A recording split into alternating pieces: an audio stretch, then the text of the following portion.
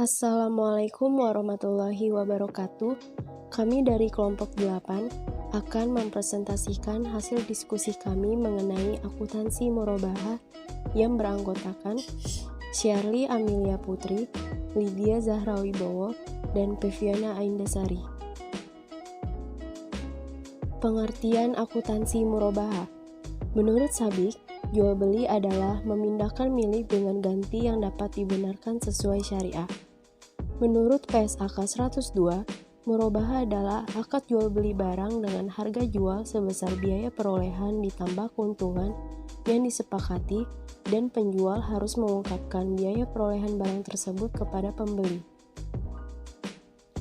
Hal yang membedakan murabahah dengan penjual yang biasa kita kenal adalah penjual secara jelas memberitahu kepada pembeli berapa harga pokok barang tersebut dan berapa besar keuntungan yang diinginkannya. Karakteristik akuntansi murabahah. Yang pertama, murabahah dapat dilakukan berdasarkan pesanan dan tanpa pesanan.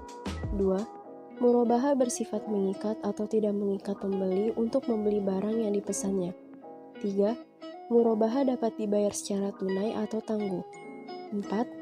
Dalam akad murabahah, diperbolehkan menawar harga yang berbeda untuk cara yang berbeda sebelum akad murabahah dilakukan.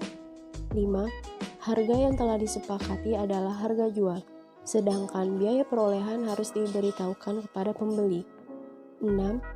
Pemberian barang yang didiskon diterima setelah akad murabahah disepakati dan diberlakukan dalam akad tersebut. Dalam PSAK 102, jika akad tidak mengatur, maka diskon tersebut menjadi hak penjual. Namun pada hakikatnya, diskon pembelian adalah hak pembeli, sehingga akan lebih baik jika produser operasional perusahaan menyatakan bahwa diskon setiap akad murabahah adalah hak pembeli.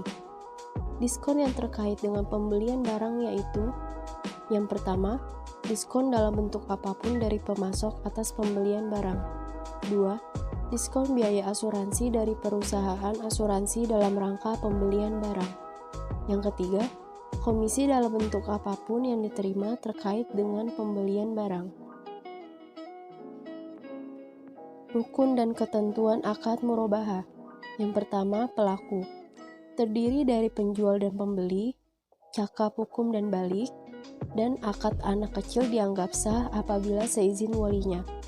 Rukun yang kedua yaitu objek jual beli harus memenuhi persyaratan. Yang pertama, barang yang diperjualbelikan adalah barang halal.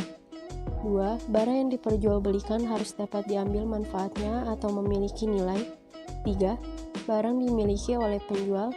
4. Barang tersebut dapat diserahkan tanpa tergantung dengan kejadian tertentu di masa depan. 5. Barang tersebut harus diketahui secara spesifik dan dapat diidentifikasikan oleh pembeli. 6. Barang tersebut dapat diketahui kuantitas dan kualitasnya dengan jelas. 7. Harga barang tersebut jelas. 8. Barang yang diakadkan ada di tangan penjual. Rukun yang ketiga yaitu ijab kabul. Ekspresi saling rela di antara pihak-pihak pelaku akad yang dilakukan secara verbal, tertulis, melalui korespondensi atau menggunakan cara-cara komunikasi modern.